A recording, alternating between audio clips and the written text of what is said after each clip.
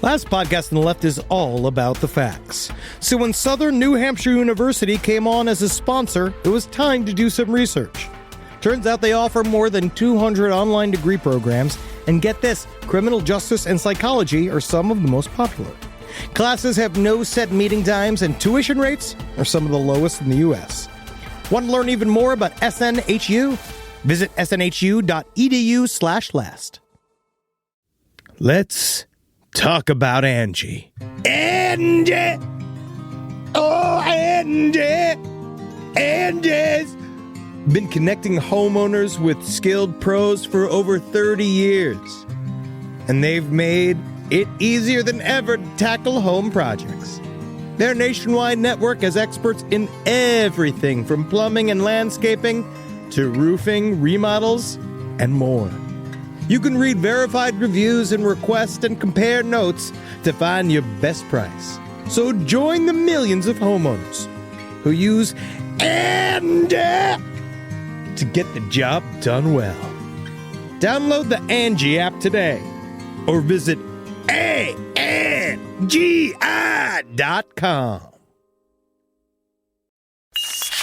There's no place to escape to. This is the last podcast. On the left. From your glade. That's when the cannibalism started. What was that?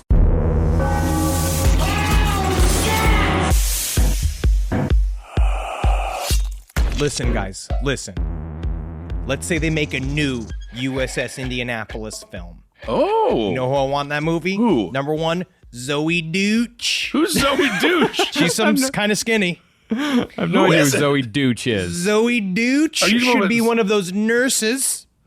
I don't know why they always have those in World War II movies where it's always a nurse. Well, a lot of people are sick and dying. Zoe Deutch goes into the water, and I want one of the sharks to be played by number two. Guess what? Who? Josh Gad. Wow, you are brave. And this is me taking myself out of the running. That's incredible. That's me giving a part. That's me giving back to Hollywood. Wow, Like- your heart has grown 2 sizes today, showing love to Josh Gad. Josh Gad playing the shark. Let's say there's like Zoe Deutch is in the water, and there was one soldier that she was sweet on, right? But he was kind of an asshole, like on the boat when they were out there, right? And he said like, "I don't need you, Zoe Deutch," because she doesn't change her name for films because she can't recognize other names. Oh, ding. Oh, I'm so sorry, Henry. This is my elevator stop. I'll sir, see you no. later. No, this I have to go work at Viacom. Okay, bye. I'm going to go back to my offices at Viacom. And the chat gets eaten by Josh Gad. Security escorted him out. Welcome to Last Podcast on the Left, everyone. I am Ben, hanging out with Henry and Marcus. Today's episode, I'm scared of being underwater. I'm scared of close spaces. I'm scared of sharks. And I'm scared of kamikaze pilots. So I'm going to be scared this whole episode. To steal a line from Marcus Parks, "You'll never go to the beach again. Wow. That's your impression You'll of Marcus. never go in the water again." Marcus, You're can not you say quite- that's... Yeah. You'll never go into the water again. Yeah. Wow, it's actually pretty good. I thought you were kind of being mean, but that's how he sounds. My name's Zoe Deutch, and I'm very mad that I can't read. Okay.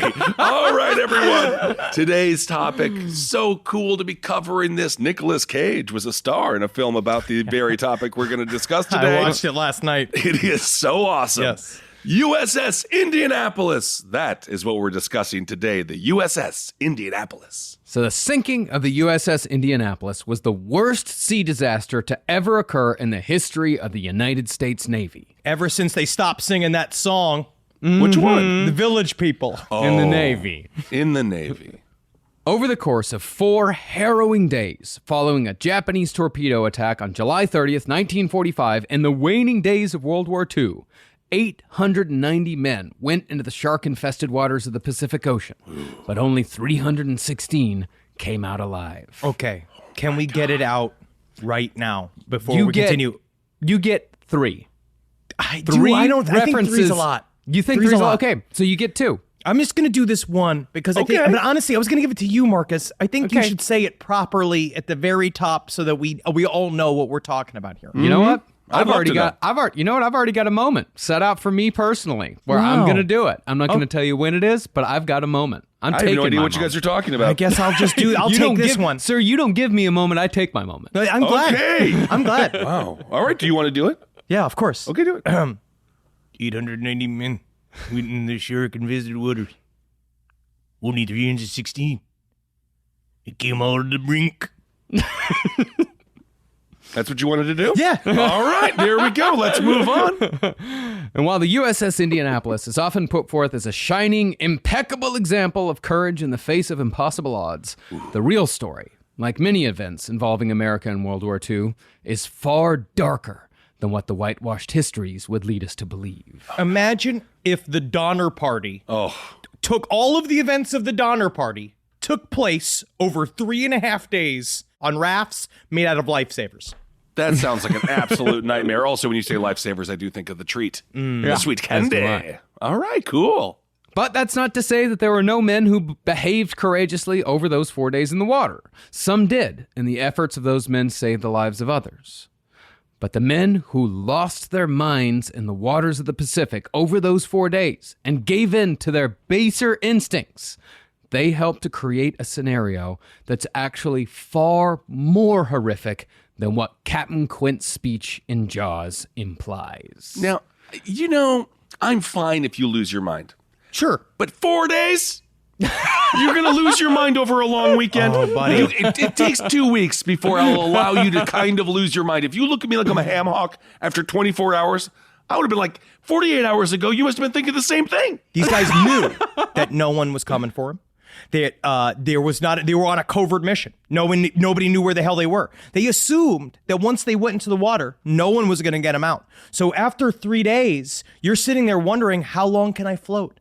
How long can I keep this boner going? Oh my goodness.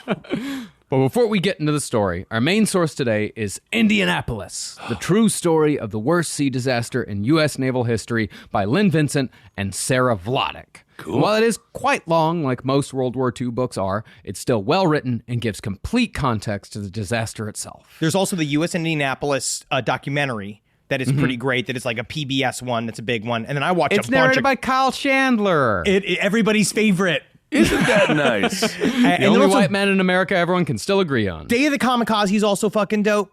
And there's a lot of footage on this, and then, just straight up fucking that movie, the U.S. Indianapolis movie. The USS Indianapolis. It has a lot of like factorial, like there is like facts in it. What part? yeah.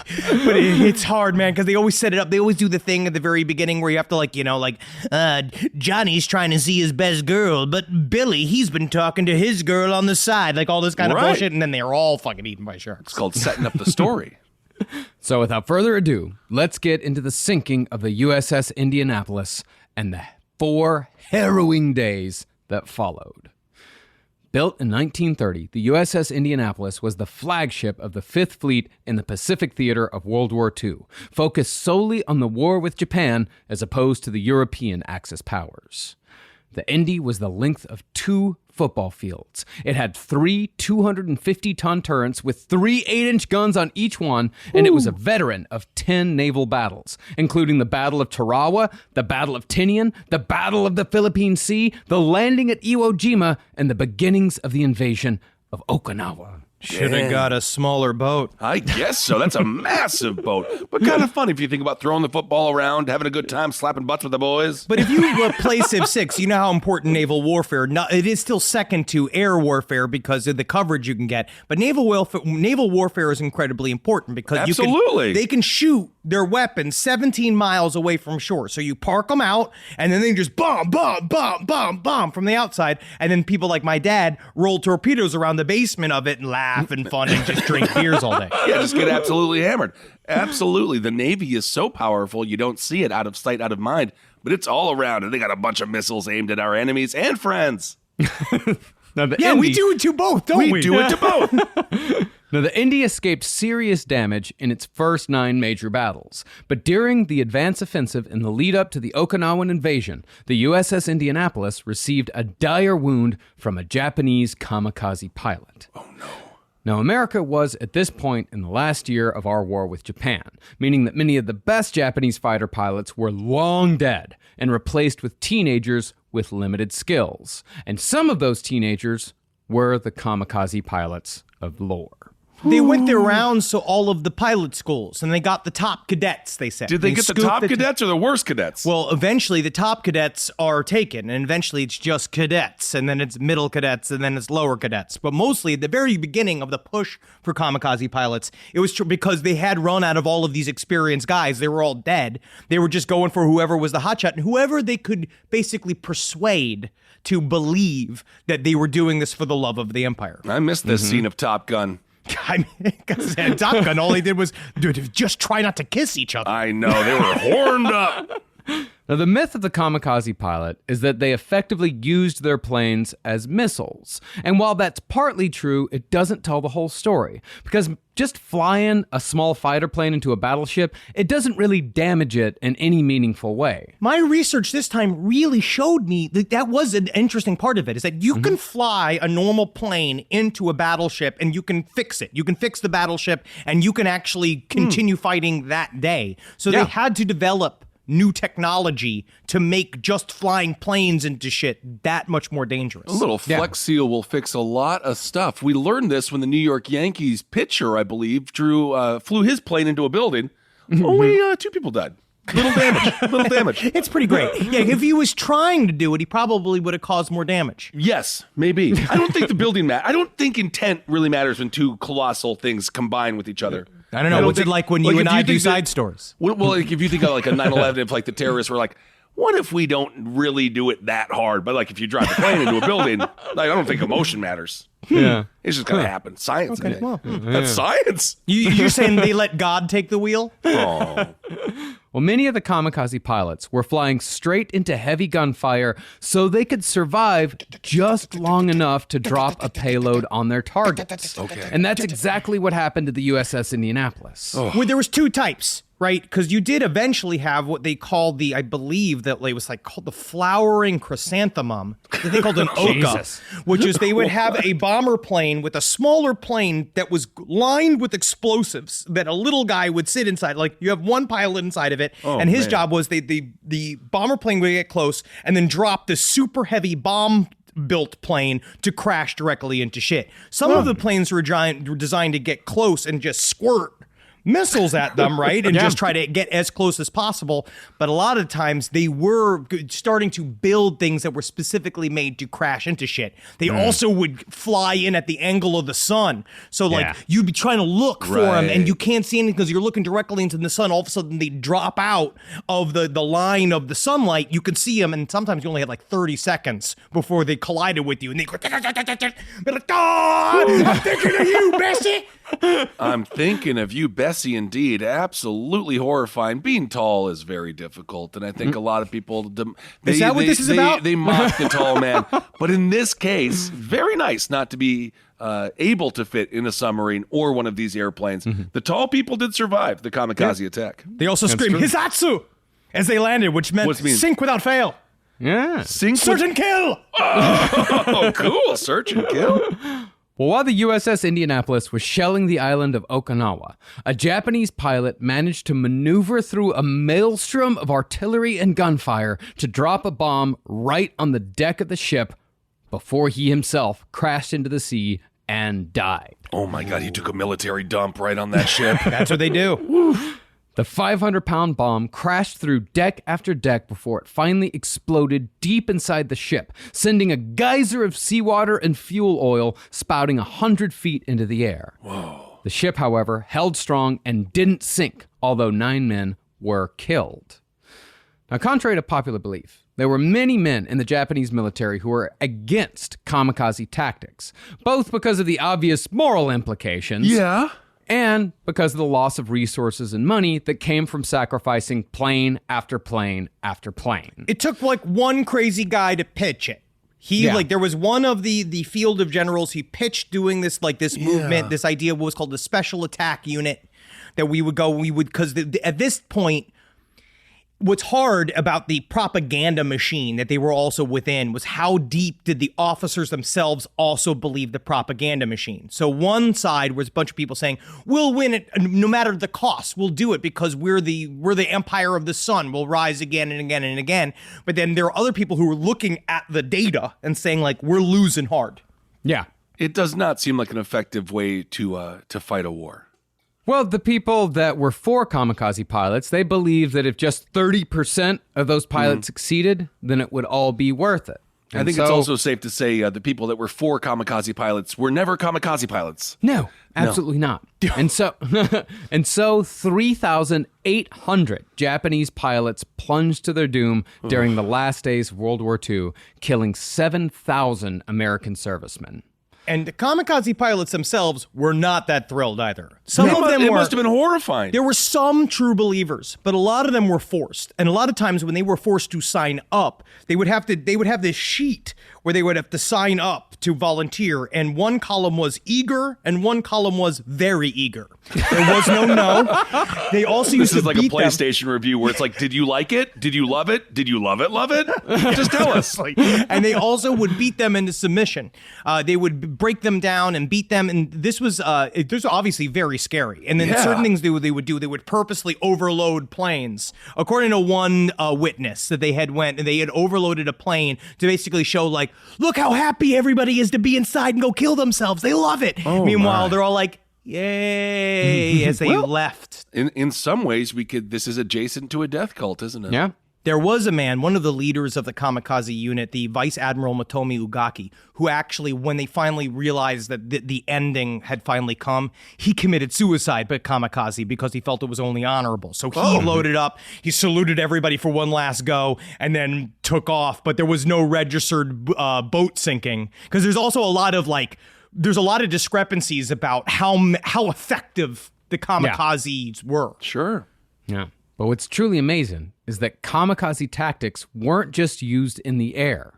By sea, some Japanese submarines were actually outfitted with piloted kamikaze torpedoes. Why not just use missiles? They wanted you to see how serious they were about winning. But that's the thing, is that the Americans didn't know that there were people in these torpedoes. They did it because it was efficient and because it was more, it was just that they could get the target. They could hit the target more times if there was a guy actually piloting this kamikaze torpedo than if they just shot one out of the submarine. Okay. Known as the Kai-10, these torpedoes were 60 feet long, less than 6 feet wide, and piloted by one man in a suicide mission of deadly precision. Wow. Once the pilot boarded the torpedo and closed the hatch, however, there was no escape. Oh, man. Hey, before you go, you want some gum or something? Oh, yeah, I'd love some gum. Sorry, too late. We're going to have to close this. Yeah, I Okay, shouldn't you just even hold on. ask. I'll be back. Bye. Okay.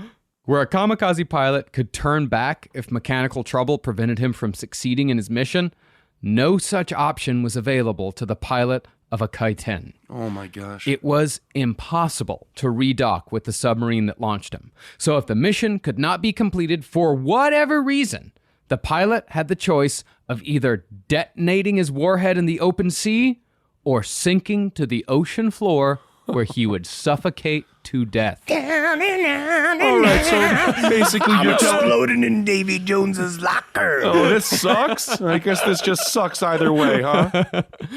So after the USS Indianapolis suffered a kamikaze pilot attack in the lead up to the invasion of Okinawa, the ship returned to the Mare Island shipyard in San Francisco, which we mentioned briefly in our series on Alcatraz Penitentiary. Did you know that Alcatraz means pelican? Did not know that. Did not know that. Wow. The repairs took months, and in the interim, history moved along at a rapid pace. In just the last 3 weeks of April 1945, President Franklin Roosevelt died. Got him. Benito Mussolini, the dictator of Italy, was publicly executed by his own people. Got him. Finally, Adolf Hitler shot himself in the face in his Berlin bunker. That He got happened in himself. 3 weeks. Wow. That's a lot of... it's a lot of people who should be dead dying. Yeah, that's Except a lot of for Roosevelt. bobbleheads. Except for Roosevelt, of Roosevelt course. should have survived, yeah. Yeah. Are we upset about Roosevelt, or do we like Roosevelt? We like Roosevelt. Yeah. I Those was- the Japanese internment camps were a bad thing, but overall, That was bad. Yeah, that was bad. But We overall, like the idea. pretty of successful. Yeah. I love the chair. Pretty successful presidency overall. Yeah. There's But always there a was- couple of asterisks.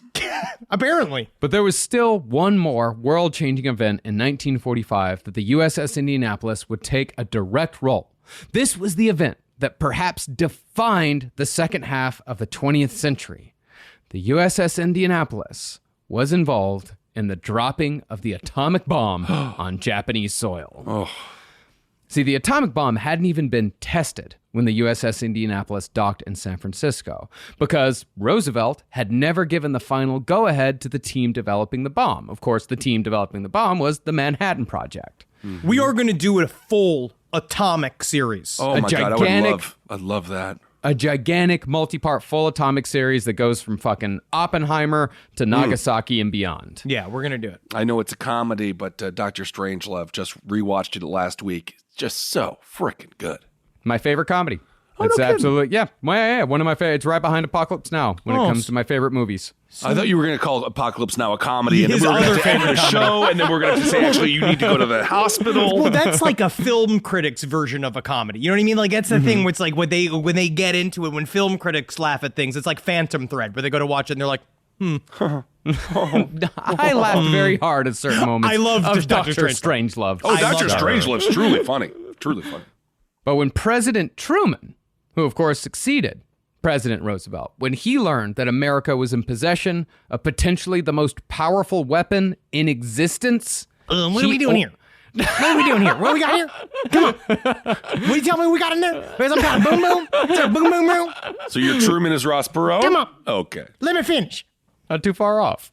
Well, Truman ordered the immediate deployment of a combat-ready nuclear weapon to drop on Japan. Can we drop it now? Can we drop it now? Can I see it now? Can you put some wheels on? I'll drive it around. And I would also like to note Truman, very tiny man. Hey man, Little guy syndrome should never be in office. important men don't need all of this body.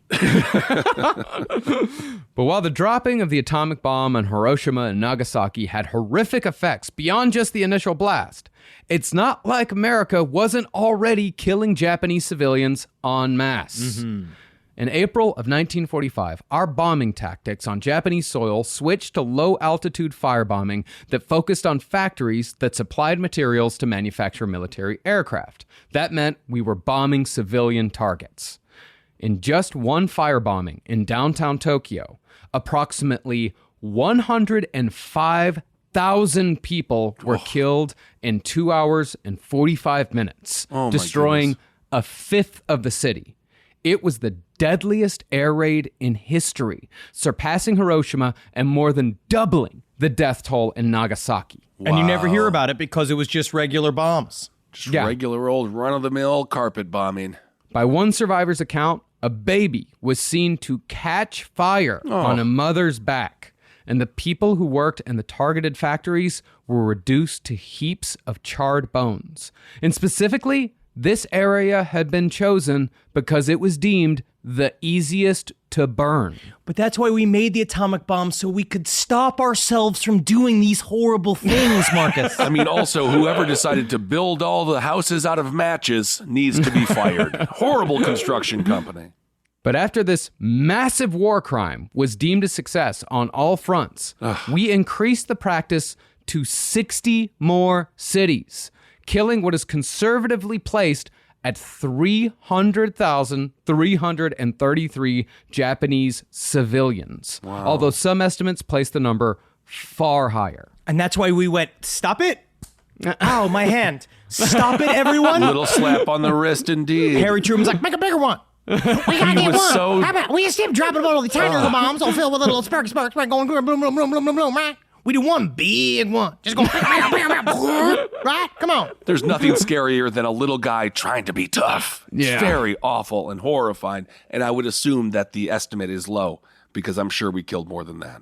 But for reasons that we'll go into full when we cover the atomic bomb, President Truman decided that the firebombing of Japanese cities wasn't doing the trick. So he ordered the dropping of the atomic bomb on Hiroshima. I know you've been saying you're making this mushroom cloud, but what if, but mushrooms, that's France. That's France. What if it blows up into some kind of eagle? Some big old eagle. Oh, that would be kind of fun, like a firework you want. That's what I'm talking about. Yeah. I can't wait for that when we cover the nukes, because there is the large contingency of people who think that stopped the war and saved lives. I don't know if killing massive people in the end of war is really it was not necessary in any way. Because they're like, if whatsoever. not, then we have no choice but to roll into the neighborhoods of Tokyo. We have no choice. We have no choice. We have no choice. We have to go. So that's what they did. They pinned one against the other, where they said, like, we'll either roll in with 1,300 battleships and our entire army that now is done with Europe. We'll all just come over to the Japanese fleet. We'll attack the other side of the world. We'll get into it. The idea that the atomic bomb saved millions of American lives from dying on Japanese soil is a complete and total PR campaign that was put forth by the American government. Drag him. Okay, we'll get him. Whoa, Queen. All right, we'll get into that when we cover nukes. It was a part of the PR campaign when stories of the atomic plague started coming out from Hiroshima. But anyway, we will get to that in the series. Great. But since constructing an atomic bomb in full at Los Alamos and transporting it across America to its eventual destination in the Pacific was deemed a dumb idea for many reasons. Yeah, it just seems like it. Like, what do you do? Is that a UPS shipment? Like, how do you take a full bomb? Like, you put a hat on it and you're like, this is my cousin Greg. Don't worry about him. He's quiet. Hear me out, dude. Domino's. They say 30 minutes or it's free, bro. What if we do that with nukes, dude? Yeah, dude. 30 minutes or it's free. This atomic bomb belongs in the back of a Nissan Sentra of a 19-year-old. It does. Since that was a dumb idea, the parts were transported separately to the Tinian Islands, where the atomic bomb, nicknamed Little Boy, would be constructed. You see, how bad could a little boy be? Pretty bad. Yeah, Little Boy was the one that was dropped on Hiroshima. Of course, the one that was dropped on Nagasaki, that was Fat Man. Yes, which I thought was a little insensitive towards the missile. I'm just waiting for the fucking Photoshops for when we do the series. Exactly. And since the USS Indianapolis was a fast ship with a battle-hardened crew that coincidentally happened to be docked in San Francisco, it was chosen to transport the enriched uranium used in the bomb across the ocean. Amazingly, not even the captain knew what their cargo was, and they departed just hours after America detonated the first atomic bomb in history at the Trinity site in New Mexico. That really has to be, overwhelming, obviously. Yeah. You're the captain of one of the most prestigious ships in all of the U.S. Navy. They show up to you essentially the night before, and they say, what we're going to do is we're using your ship as a courier. And then they took the uranium and they welded it to the boat. And then they took the crate of all the bomb parts and they put it in there. Like, 2 guys know what this is. You don't even know what this is. Tomorrow, you guys are shipping out and taking this as fast as humanly possible across the Pacific Ocean. You're not supposed to ask what the fuck's in these boxes. Also, if this ship sinks, the first thing that gets out of this ship are these 2 boxes. Nothing else matters. Mm-hmm. Yeah. What is in the box, indeed? What's in the box? What's in the box? What if it was just Gwyneth Paltrow's head? Well, that would have caused equal devastation, I think. It's possible. The problem here was that the speed of the USS Indianapolis came with some potentially fatal trade-offs. Since the Indy was maximized for speed, range, and firepower, it had armor so thin that it was among the ships that were designated as tin-clad, as opposed to ironclad. Oh, no. Yeah, you didn't even unlock iron for that, huh? Yeah. What's the point of mining all these resources? This meant that it was highly vulnerable to Japanese torpedoes, which were designed to crack stronger ships in two. And the construction of the ship itself prioritized ease of movement over durability. This almost ensured that any crack would quickly fill the ship with seawater and sink the vessel. It was actually just kind of luck that the USS Indianapolis had survived for as long as it had. Because remember, it was built in 1930, and a lot of the newer ships were built to withstand these torpedoes and were built with the Japanese military in mind. But you know, the old adage is that the beginning of every war is a failure because they're essentially fighting the last war. Right. The USS Indy had a sort of reputation of being like one of the best of the best. Well, it seemed to be a lot. You almost give human characteristics to it, it seems. Well, it's because it's about the captains of the ship, I think, quite a bit in the crews. So they used it effectively, and they ended up like kind of, I guess this is my sports. Yeah. How like they get the best sportsmen all arrive on the same teams sometimes because it seemed to be what kind of sport? There is lacrosse. Just say like 90s Cowboys. Just say 90s Cowboys. Say 1995 Cowboys. Oh, you're talking about? I think you're just talking about men. No, just the 1996. The 1996 Dallas Cowboys. Sure. Just say that. Them. Like that. And what do they do?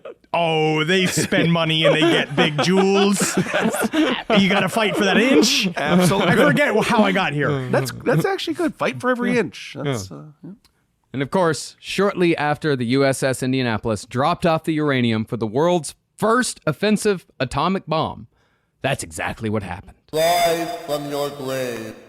This podcast is brought to you by Squarespace. Squarespace is an all-in-one website platform that helps you stand out online. Yes, that's right. You don't have to smash your face with a hammer. You can just start a business. It's got everything you need on Squarespace, from securing your domain to building a professional site and showcasing your work all in one place. Let's say you want to show everybody how you can carve your ribs out of your lower abdomen so that you look more like a Ken doll. That's amazing. You can bring your vision to life with AI-powered design or curated templates, plus flexible editing tools that helps you create something that truly reflects your style, especially if you are somebody that is trying to corrupt the young men of America. That's what Squarespace is really going to help you. Squarespace makes it easy. It makes it easy for you to put all that together, and you just go to Squarespace and do it all. Thanks, Braden. Head to squarespace.com/left for a free trial. And when you're ready to launch, use offer code LEFT to save 10% off your first purchase of a website or domain. Hey there, everybody. Is your cell phone bill too much money? Are you getting that bill and you're like, hey, what is this? I can't believe for what? For 5G? Are you crazy right now? $100? I don't even barely got any bars when I'm just sitting in my living room, okay? You don't have to deal with that anymore. Are you ready for this? $15 a month. That's right, $15 a month on Mint Mobile. Yeah, baby. Get their wireless plan, because they're just sitting there on the T-Mobile 5G network, and it's just $15.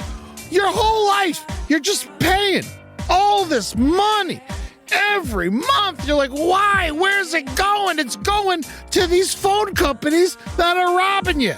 So go to Mint Mobile. Let them help you talk to your mom. So get your new wireless plan for just $15 a month. Go to mintmobile.com/LPOTL. That's mintmobile.com/LPOTL. Cut your wireless bill to $15 a month at mintmobile.com/LPOTL. That's it. There's no catch. Upfront payment of $45 for 3 months, $90 for 6 months, $180 for 12 months. Plan required, $15 per month equivalent. Taxes and fees extra. Initial plan term only. Greater than 50 gigabytes may slow when the network is busy. Includes up to 20 gigabytes hotspot. Capable device required. Availability, speed, and coverage varies. See mintmobile.com. It's summertime, baby. And you know what that means. You're going to go to Quince and you're going to get yourself some new clothes. Something happened to me by accident recently. I had a nice little Quince mistake. It was Father's Day, and we wanted to get Julie's dad something nice, so naturally we went to Quince. We looked around, and we were like, oh, look at this 100% organic cotton mesh stitch button-up sweater polo. I think Bob's really going to like this. So we get it, and we buy it, and then you know what happened? A little fudge, a little mistake. Accidentally sent it to our house instead of Bob's house.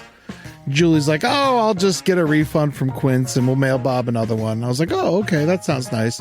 But, you know, maybe I should just see it first. She pulls it out. I was like, whoa, look at that. It's like a button-down polo with nice little holes in it. It's breathable. It's not bad. You know, I think I'm going to wear this to Jazz Fest this weekend. Wore it to Jazz Fest. Got 3 comments. One was by a lady. Not bad, Quince. So get your hiney over to quince.com and treat yourself good and feel good. Look good this summer. Make your summer wardrobe easier. Go to quince.com/last for free shipping on your order and 365-day returns. Now available in Canada, too. It gets hot up there. That's QUINCE.com/last for free shipping and 365-day returns. Quince.com/last. Look like a prince and you quince, you jerks. Now, considering how vulnerable the Indy was, an escort destroyer ship on the way to its next destination probably would have been a good idea. But the captain of the USS Indianapolis, Charles B. McVay III, was told that there was no Japanese submarines between him and the Indy's next destination in the Philippines. So nobody, including higher-ranking naval commanders, saw any need for an escort. You know, it just feels like, honestly, you're going to need to get an escort. Life is always better with an escort. 40 years old today, man. Okay. 39 and holding. 39 and holding. Well, unbeknownst to Captain McVay, though, there were, in fact, 4 Japanese submarines between him and his destination. Ugh. But this fact, known to certain intelligence bureaus, was buried under a sea of information. See, the Allies had long since broken the encrypted Axis military codes, and they were churning out 2 million pages of intelligence per week from Japanese communications alone. The problem here, though, is that the Allies didn't want to tip their hand as far as how much they knew. Right. So the intelligence they gathered was handed out very carefully. Was there also some, this is where I actually have a little bit of confusion. Was there not some hesitancy to give them an escort because the mission was so secret? The mission was over. Oh, by the time, but when they went there, like that was the big risky part, is that they went without an escort to the island. Yeah, to but Tinian. after Tinian, though, all of this happened after Tinian. Yes, so I know that. The top secret mission is over at this point. Yes. So they got the uranium and off Hiroshima the boat. happened. It happened. They did it. And so literally they're like, in their minds, maybe they're a little relaxed. They're like, we did it. We dropped off our payload. Now let's just go chill out and everything will be fine. Yeah, I mean, they don't know what they dropped off. They don't know what happened. All they know is that they had a mission, they completed it, and now they're on the way to the Philippines for their next mission. Okay. I think the next thing they had to do was like gunnery practice. Nothing extremely. There wasn't that the top secret shit was over. Okay. They were supposed to be running tests, which is the part of the reason why they weren't discovered. Well, as such, the USS Indianapolis went out solo into the lonely, shark-infested waters of the Pacific Ocean. Now, at around the same time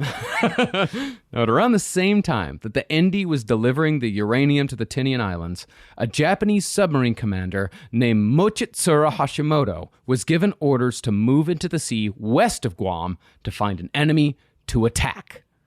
So, on the evening of July 29th, 1945, Hashimoto's submarine, designated I-58, spotted the USS Indianapolis through its night periscope, making this the first real opportunity Hashimoto had in his 4 years as commander to sink an American ship. How exciting for him. I guess so. Also, is the night periscope, is that just in lingerie? And like when you look through it, it's kind of sexy?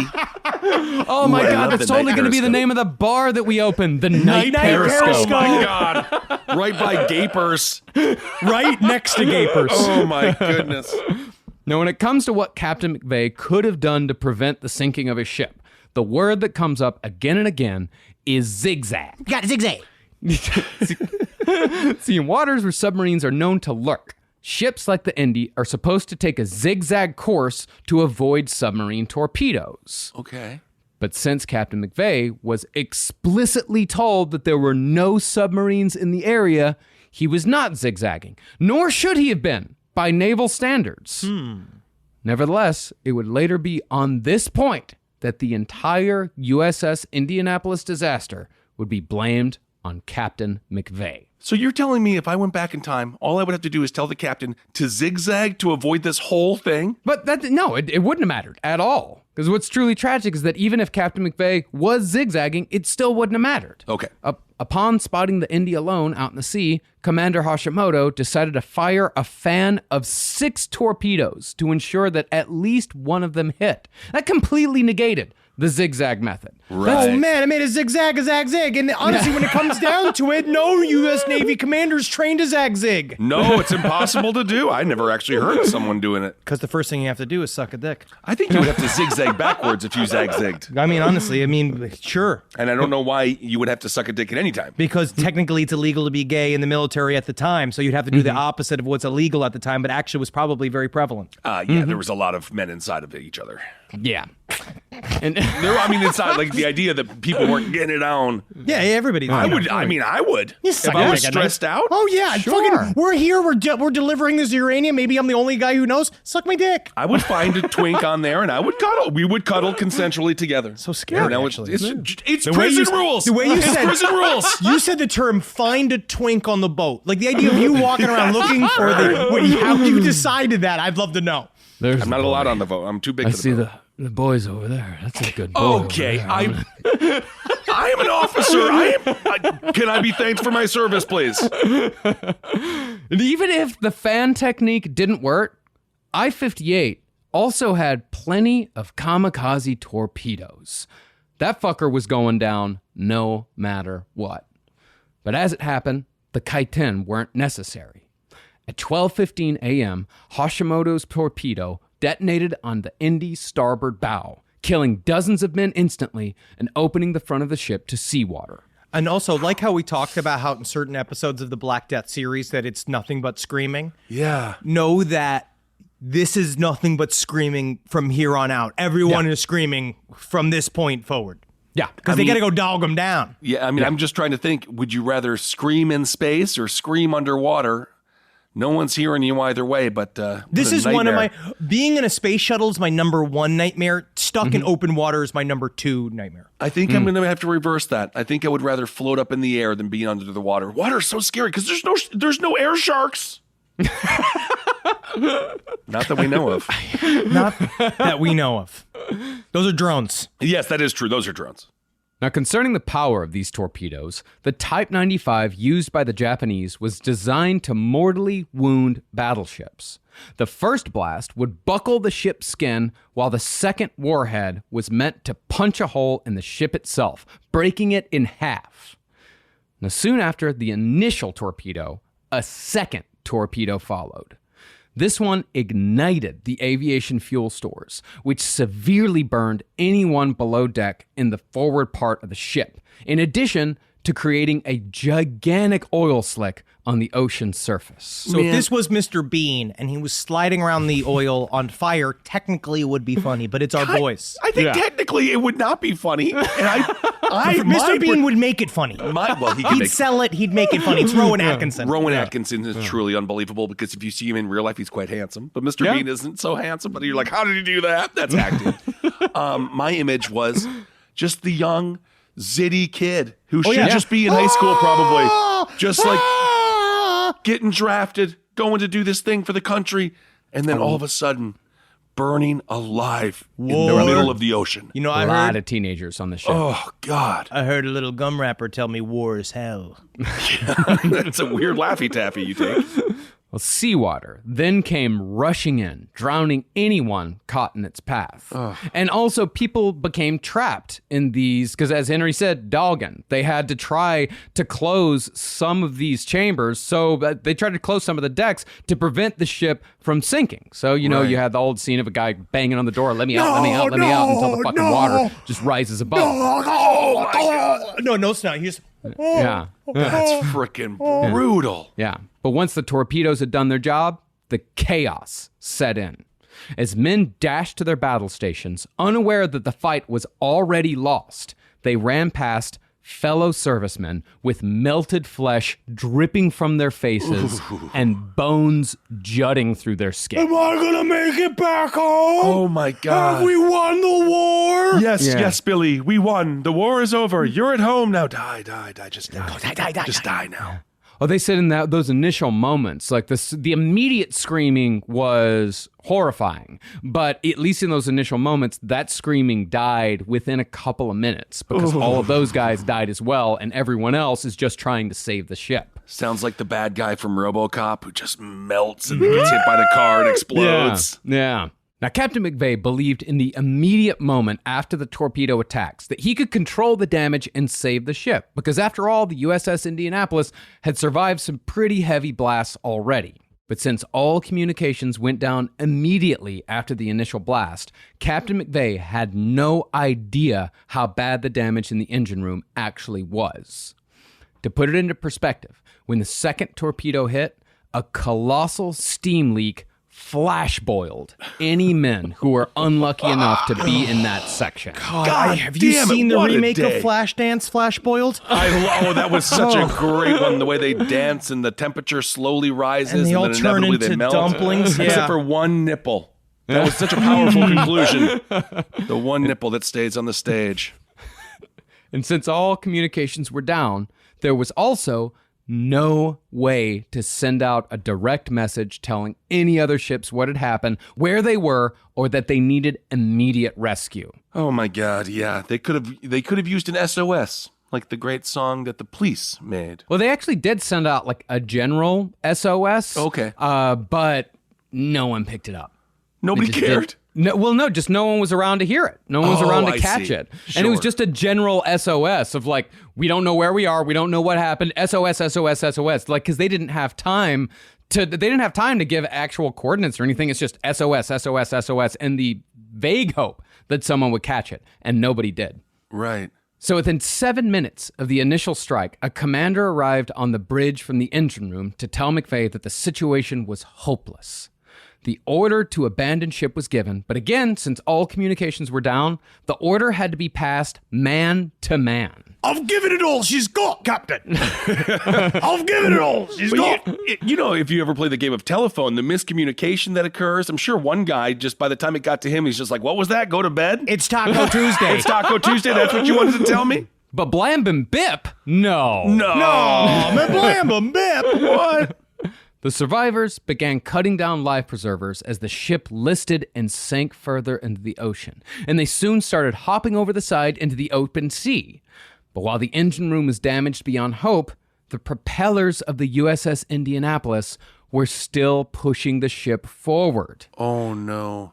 That meant that when all was said and done, the men who had jumped from the sinking ship were strung along a path of 2 miles in clumps of survivors.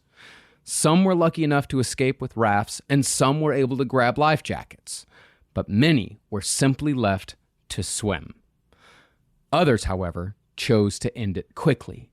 One machinist said that he saw 2 stewards leap over the back of the ship right into the twirling propellers, which instantly ripped both men to shreds. Yikes. Private Sanderson, do you remember when I taught you how to zag-zig? Yeah? Yes, I'll always remember, other Private Thompson.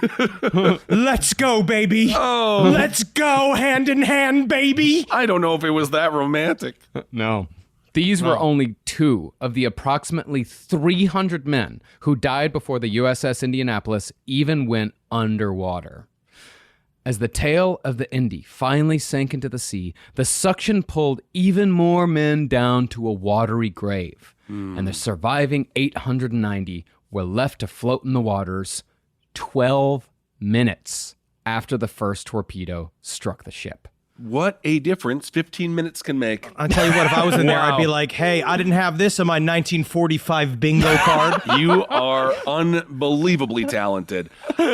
Toss-up question. Not of these survivors. Let's say you have to die within the first 12 minutes. How do you want to go? I'm thinking I almost just want to have the initial blast just right in my that's the gut. best. Because everything else seems scarier.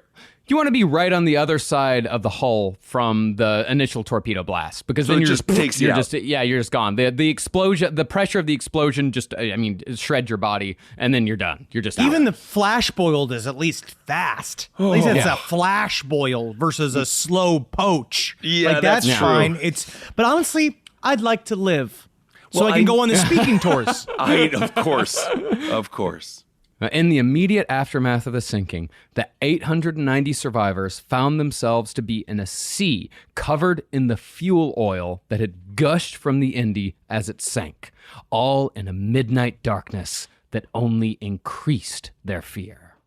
Furthermore, the survivors knew that sharks swam in these waters. Oh my God. And those sharks belong to ExxonMobil. Honestly. And they want their oil back. They wish they were as evil as those sharks. Real sharks are fairly neutral, but they're hungry. And I tell you what, there was more white tips in that ocean than there is on all of the heads of Less Than Jake. Oh, wow. Look at that. Very good Less Than Jake reference. Now, nobody escaped from the Indy completely unscathed, but some men were worse off than others. One crewman said that he found a close friend covered in flash burns that were so bad it looked as if his face was melting off. Tell me, do you see anything weird on my face? No, Bob. Everything looks... There's something, is my mascara running or something? No, People keep turning away from me. It's They actually... keep screaming and saying I remind them of a ghost. Yeah, it's just so funny the way that... Don't look in the mirror. Don't closer to me. You know, I'm actually going to do the opposite. I'm actually going to go zigzag. Don't closer to me. All right, zag, bud. Well, according to the survivor, his friend screamed in agony for an hour as oil and salt water filled his wounds before he finally and mercifully died. I can't think of a worse tub to be in than salt water and oil. You're covered in burns. This also is a group of people that have immediately turned into the game over, man. Like guy immediately been like, we're fucked, man. Yeah, I get it now. Yeah. Now, the crew of the Japanese submarine was thrilled that they'd finally sunk a ship, and many of them wanted to go and finish what they'd started. Commander Hashimoto, however, wouldn't allow it. He said they'd already done their job. Okay. The submarine then sped away, leaving the men of the USS Indianapolis to 4 days of horror in the water. Man. This is fucking honesty. It does scare me, man. It's This shit scares horrifying, the shit dude. out of me. Now, once the submarine left, the men took stock of their situation and found that they were clumped together in groups over a 2-mile-long oil slick, so far apart that many groups believed they were the only survivors. Wow. But even the groups that were closer together were only close for the first night. As the days stretched on, the groups drifted further apart, and by the first dawn, the survivors had already drifted 5 miles from the site of the sinking. Rodney, I just feel like I don't even know you anymore. I just feel like we're drifting apart, literally. I just wish I'd die. Yeah, I actually was hoping that you would. I'm melting and I'm all full of salt. It's an emotional distancing we're having. Those, however, were the smaller groups. Out of the 890 initial survivors, there was one large group that made up almost half of the men, some with life jackets and some just treading water, trying to survive as long as they could. You're just like dog paddling. That's me. Yeah. I'm just dog It's paddling. so scary. You're sitting there, you try it, you can't even really because also you're covered in oil. Right. You're covered in oil, and these life preservers are only built to last for 2 days in the water. Well, as we know from the wonderful oil spills that happen on a regular basis, specifically, we can go to 1991 there? We had that little oil spill in the Gulf. Exxon spill? I think that was 89. Maybe 89, either way. Oil likes to float. Yeah. Did it help at all? Yeah. When it comes That's why, to honestly, keeping people above water. Well, honestly. we went to Italy. Do you remember how the boats sit on top of the water? Just because of the sheer sheen of their hair product, just like on the Mediterranean. I know everyone is like, I want to be in Amsterdam. I want to be in the canal. And then you get there and you're like, that's the toilet. Which is true. But it's beautiful, though. I love it. I'm not going to diss it. I'm not dissing. One thing the oil actually did is that it worked as a kind of light sunscreen. So the men who they did come out of the water, the survivors did come out of the water like horribly burned, but not as burned as they could have been. Great. Thank you. Thank you, Black Gold. Thank you. But as it goes with military operations, officers took charge and life jackets were tied to lines so the unvested could hold on. Okay.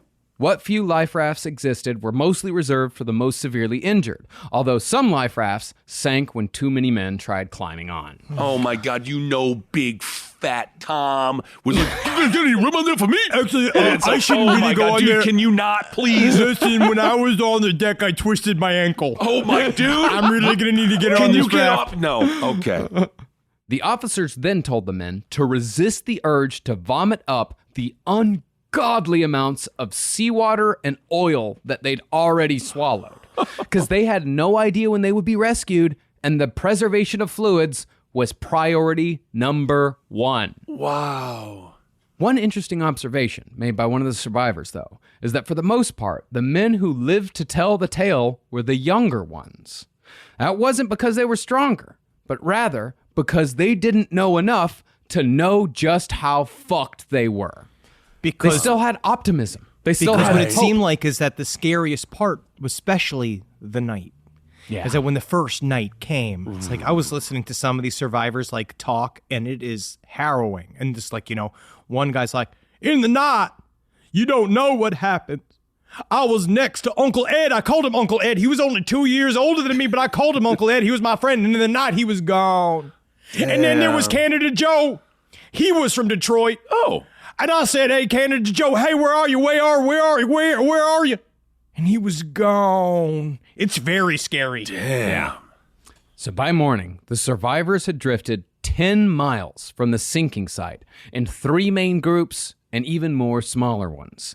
And each of these groups was commanded by officers. And the men commanding the largest groups were Glenn Morgan, Felton Outland, and Richard Redmayne. Are these all just born to be commanders in the U.S. Navy? Do you just get a certain last name and then you're made to be an officer? Yeah. Richard Redmayne is like one of the best World War II names. Glenn Morgan, Captain Glenn Morgan. He was Captain a Glenn captain. Morgan. Captain Glenn Morgan, sometimes it suck dick, but only in Italy. Whoa. Good Morgan to you. Now, as I said, some groups had life rafts, but others only had jackets. One group, made up only of jacketed survivors, lost a third of their men by the first morning and soon found themselves surrounded by a school of floating corpses that refused to go away. Well, it's because they were tied to them sometimes, right? And then they would just float and float and float. They died of dehydration. They died of shock. They died from their injuries. So they started building up, especially in that first day. But then it just seems like having a bunch of just sort of like meat around would be bad. Yeah. As far as Captain McVeigh went, he was relatively lucky. His group was only 9 men strong, and they managed to escape with a life raft, a sheet of canvas to gather rainwater, some morphine, a bit of brackish water, and enough emergency rations to last 10 days. I got a film projector. I got a torpedo. I actually have a full toilet seat. Yes. So we can actually enjoy that. And also, I saved this bag of croutons. Isn't that fantastic? Yeah, they're on a carnival cruise compared to what other people are going through. Yeah, as far as the men in the water went, they very quickly began spotting the shadowy forms of sharks swimming below. Now, this area of the ocean was home to 6 species of shark, but the most likely culprit here was the oceanic white tip, what you might call shark classic. When you imagine a shark, this is what you imagine. Long dorsal fin, very aggressive. Yeah. Called the Yogore by the Japanese in an assemblage of kanji characters that convey the words pollute, defile, and rape. The white tip is the worst possible shark to show up in this situation. But sometimes you don't get the shark you wish for. You get the shark that shows up. I guess so. Yeah, because you want the titty and money and food shark to show up. I don't that'd think be there nice. is. I don't think there is a shark like that. I mean, not yet, but Yeah. science will prevail. It could. The hammerhead is quite a nice shark. The hammerhead is it's a very nice shark. There's actually very nice sharks out there, but the white tip is not one that you want to fuck with, really. We're not saying that the white tip's the evil. I think because we're going to have to dial back some of the talk about sharks being like killing machines, which is why they're overfished and all that shit. But honestly, when it comes down to it, can you help these sharks. Can these sharks help it? You have all these like bleeding, screaming, pink, like, because they have to remove all their clothes too. They don't even have clothes in the way. They're all just like out there just treading water. It's like if you left 5 cheeseburgers in front of Kissel's house and expect him not to get kidnapped. You know what I mean? Like if someone to grab him and they just scooped him up with a crate. Yeah, you got to get the burgers. This is simply nature. This is 890 men entering the food chain, and this is what happens. Now, white tips are usually loners, but when a food source is plentiful, as it was in the aftermath of the sinking of the USS Indianapolis, white tips form groups for the feeding frenzy to come. Oh, they're going out to dinner with friends. Yeah. It is like that. And as far as the sharks were concerned, they just found a 2-mile-long bucket of chum. Oh my God. Besides the burns, men had suffered from broken limbs and wide gashes, which all pumped a constant stream of blood into the ocean waters. And sharks can smell blood from a quarter-mile away. So you have a 2-mile-long stretch of men all bleeding, and out of those 2 miles, quarter-mile in each direction, shark. Honestly, that's really lucky for those sharks because all I ever smell is blood. You're gonna want to get that checked out. I just smell blood. I see blood everywhere I look. Looks like it's covered in blood. It's a hell of a time to be a shark here. And the broken limbs and gashes were the best case scenario injuries. At worst, you had the fate of Officer Stanley Lipsky. His eyes appeared to have boiled in their sockets. Oh, no! And what was left of his hands were nothing more than charred meat clinging to bones. Oh my God, that he was dude. the whole time he was kind of like the nerd from Toxic Avenger too, where he was just like the guy they walking around, the lovable nerdy guy who's just like, you guys want to play a game of chess? And they're like, get out of here, we're zigzagging. And then he goes into the water and he's covered with burns. But he doesn't turn into a superhero, dude. No, he turns just into screams. He turns into technically, in chef's terms, he was charred. Yeah. Oh my God. It brought out the natural sugars. I'm sure it's very good. Meanwhile, Allied codebreakers had intercepted a vague message from Commander Hashimoto saying that he'd scored 3 hits on a ship and sunk it. Now, this was a slight exaggeration, and Japanese commanders were known to exaggerate successes to lure American ships on search and rescue missions. So, hoping that this was just one of those things, the intercepted transmission became just one of the 500 received that day alone. But even if they'd made it a priority, they didn't have the type of vessel, they didn't have the location. It was impossible to know what exactly happened. There was no reason for them to go out and look. You never want your search and rescue team to be like, let's table it. We'll circle back. Yeah, let's circle back. We'll circle back and table that. Oh my gosh. But what's most distressing about the sinking of the Indy is that when it did not arrive on time to its destination in the Philippines, its name was simply taken off the board, which, at the time, was Navy policy. See, there were thousands of ships in the Pacific, and reporting the arrival and departure of every single ship had resulted in too much communication. So, when the Indy didn't arrive on time, which, by the way, wasn't that unusual anyway, no one noticed. Didn't they have like a week lead time or something? There was like something that was like, if it was a week late, they'd know. But then if it's like a week, if they had went a week. So late. Oh, yeah. Yeah. In other words, nobody was coming for the badly injured survivors of the USS Indianapolis. And they were starting to notice the shark swimming below. Yeah, this one survivor kept saying he felt the shark start to nudge his feet. Because I was watching a bunch of footage of white tips, and it's like they're cool, right? Like They're the cool when David you're not around Attenborough. He did his show, whatever his show is, David Attenborough, and it's all been like, can you see the absolute delight that the sharks take in taunting the photographer? And so like they're like going after this photographer who's fucking nuts, and these white tips bump you to see how you react. And so there was one survivor talking about how like he was floating, and at first you'd feel them come up and touch your feet, and you try to pull your feet up to get away from them, but it's like then you just get used to it. Because you just like, fuck it, let them touch my feet. What are they going to do? What are they going to do? Honestly, maybe I'll ride it. Flip it and reverse it. Pretend you like it. But even if someone had noticed that they didn't show up, the survivors had already floated 20 miles from the sinking site by the evening of the first day. But now, by accounts, the first group attacked by a shark was Buck Gibson's. A shark barreled up from below and locked its jaws around the hand of Cozell Smith, dragging him 10 feet below the surface in an instant. So fucking scary. Very scary. Refusing to let the shark win, Smith punched it in the nose. Woo! But still, the shark snapped its head back and forth in an attempt to saw off Smith's hand with its teeth. That's from what I gathered from when I was watching. That's how sharks, they do it. They bite in and then they shake their head back and forth like a saw. Mm-hmm. Yeah. Finally, though, Smith jabbed his finger into a soft spot on the shark's body, and the shark let go. But Smith's ordeal wasn't over.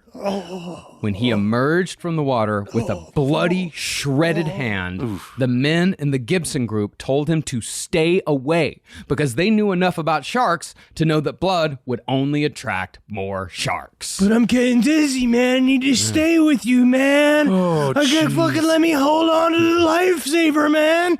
So when Smith tried rejoining the circle, they kicked and clubbed him. But since he had so much adrenaline from the shark attack, he managed to make it to the middle of a floater net. And that is when another sailor pulled out a knife and attempted to murder Cozell Smith. Damn, dude. Dude, this is just the tip of it, man. Realizing that his only chance of survival was to go it alone, Smith swam about 100 feet away from the group with no life jacket, kicking his feet to stay afloat until he very quickly sunk and died. And the whole time, he's just like, guess I'll just be over here alone while you guys are all over there. I'm just going to sit here. And what I'm going to do is sing a song about floating in the ocean till I die. Never gonna let you sleep. Wow. He It could have slowly disappears. Yeah, of course. Some shark repellent. Shark repellent. No, but he was shark attractant. Yeah, he was shark attract. I mean, I understand the tough decisions that have to be made. Of course. In very difficult times. It just sucks. Oh, no, it's a fucked situation. Yeah. Yeah. Rise from your grave. Where are you sending us? Well, this is a fun one. Star Trek Strange New Worlds returns with a new season, now streaming on Paramount+. You are facing the finest crew in Starfleet. Boldly go. Any of these missions could be lost. One step closer. What we are about to do cannot be taken back. To where it all began.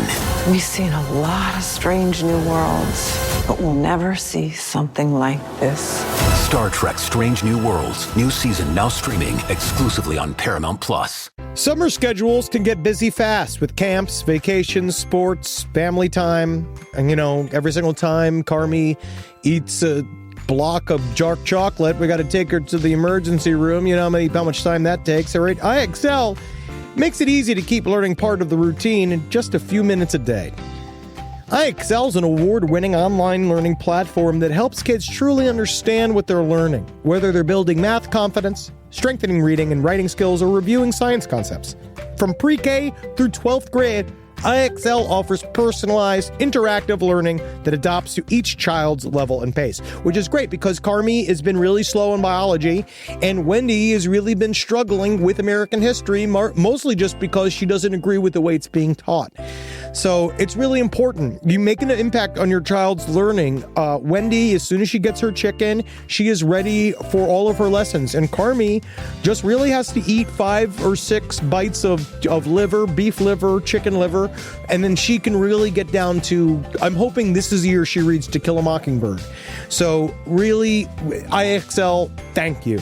Make an impact on your child's learning. Get IXL now. And Last Podcast on the Left listeners can get an exclusive 20% off at IXL membership when they sign up today at IXL.com/left. Visit IXL.com/left to get the most effective learning program out there at the best price. All right, I know what you're thinking. I like to go banking, but I don't want to give to these big old banks all the time that cater to the 1%. Well, go ahead and get yourself hooked up with Chime. It's banking built for you, not just those rich jerks. And they got thousands of fee-free ATMs because why pay to get your own money? Chime is working for you, man. You get your Chime card, you're going to get travel perks, you're going to get into airport lounges, you're going to get those chicken thighs. Every time I go to an airport lounge, I get chicken thighs. And you know what I say whenever I see a plate of chicken thighs? Give me more.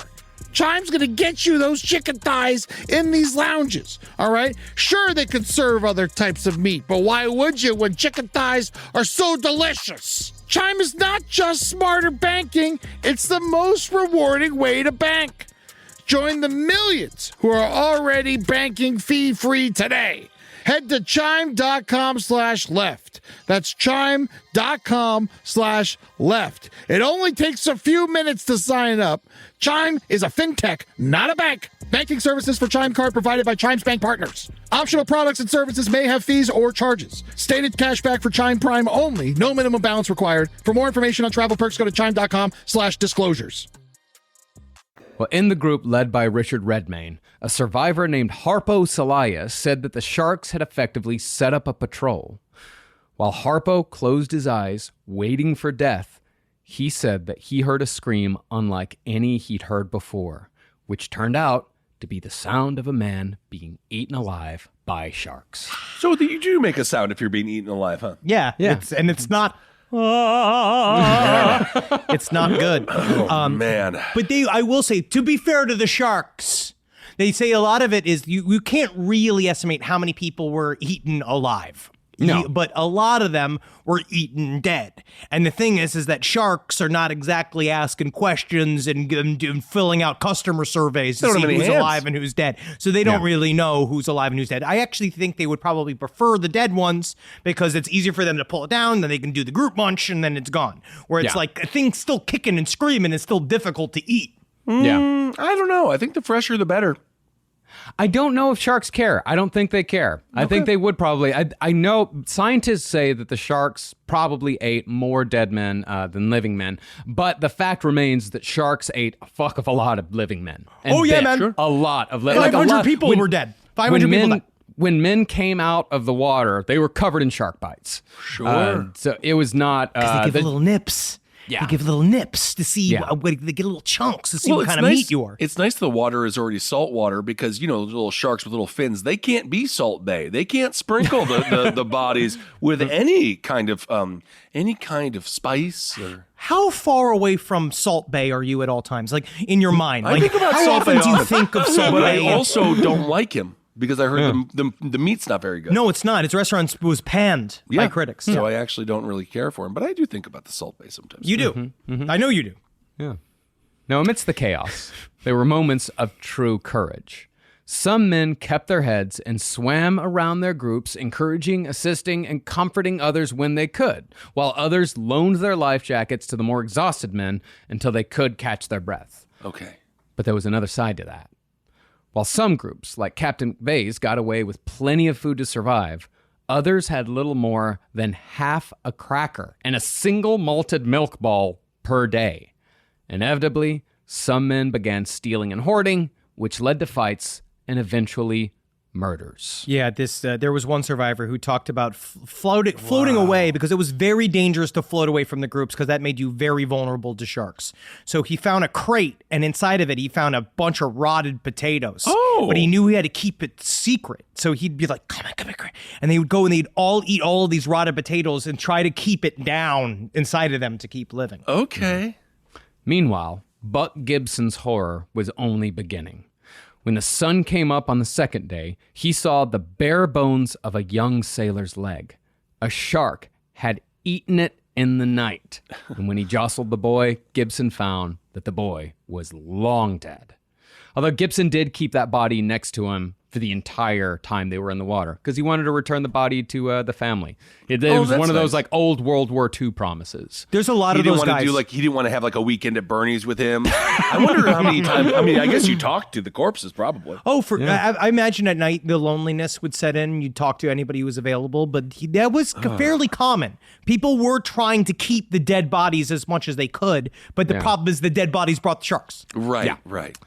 Over at McVeigh's group, he began hearing the yelling of men about 1,500 yards away. So amidst a group of 5 sharks circling their raft, they managed to paddle over so McVeigh could do his duty as a captain. But after 4.5 hours of arduous paddling, McVeigh found that the yelling men were not injured, but merely lonely. Tell me, Captain, I'm so glad you're here. Tell me, if you were gonna be a candy bar, which candy bar would you be? I'd be a fucking I'd be a smack you around because you have any idea how many people are dying out here. You're lonely. No, Cam. This is actually so important, Captain. It's so important. If you met Marilyn Monroe, what would you say? I am so mad at you right now. Well, I'm pretty sure McVeigh believed that they were one of the only survivors. Like, because remember, they were so far apart from each other. Right. That ship, when they were jumping off that ship, that fucker was cruising. So when he heard the yelling, he's like, oh, there's more survivors. And it just goes like, oh, hey, but she's kind of bored. What you want on your tombstone? Oh my God. I'm having pepperoni. I am so done with you. Now, the group that you'd think would be doing relatively okay was Felton Outland's group, because they were a tight cluster of 4 life rafts. But the constant bumping together was creating friction that would eventually destroy the boats. And some of the men were already starting to lose it by the second day. Because as Henry said, they knew they were fucked and they knew no one was coming. So in order to both save the life rafts and to distance himself from the increasingly unstable men, Outland ordered his group to distance themselves for the time being. Okay. This is all it is interesting because in a way, it feels like schoolyard tactics too, where everybody has to cordon off and go into groups. Like everyone has to make sure children, that they I think. Yeah, there's a lot of them very young. Yeah. Well, when you get to survival mode, everything becomes very primitive. Right. Yeah, and very childlike. So it does, things like that do happen quite often. Yeah, do you remember when we almost ran out of granola bars that one show? Oh my. St. Paul, I'll always remember 2016. We all had a fight over that one last granola bar, and I just remember the look in your eyes. They were black. Okay, very good. You got your one. That's your one. Don't mess with Congratulations. Marcus's snacks. That is very No, that true. is true. That is very true. Well, true. I mean, I just, it's, He did flip out when we ate the other sneaker. I didn't Snickers. flip out. I didn't flip out at all.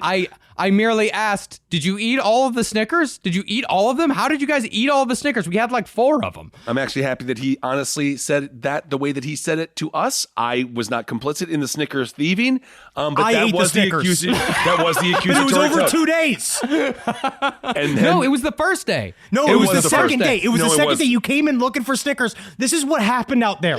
This is what happened to the crew of the USS Indianapolis. Mm-hmm. Okay. Meanwhile, Richard Maybe Redmayne. leave the Snickers alone. I was there for me to eat. No, just leave one. Just leave one. Maybe That's just all leave I'm one. asking I did for. leave Just one and then I ate it. Because he didn't get to it fast enough. Okay. Well, meanwhile, Richard Redmayne, leader of one of the largest groups, he had himself lost his grip on reality by the second day. And he would periodically cry out that he needed to get to the fucking engine room. It's so wet in this engine room. Somebody get me to the engine room. There's a term for that, though, isn't there? Losing your mind at sea. It's delirium. Yeah, delirium. It's full on delirium. Like the vivid nature of their hallucinations cannot be understated. It's crazy how vivid. We'll get to the hallucinations later, but it was like full on vivid mirage, like not seeing shit that was not there. I've said this in more woo-woo circumstances, but the idea of like perception being reality is very interesting, and you can really see when you push the mind to its breaking point, what it can physically see as a certainty in front of it is wild. But you know what's kind of sad? It's like when you dream that you're like in school, and in reality, you can dream that you're in space. And you can dream that you're a shark.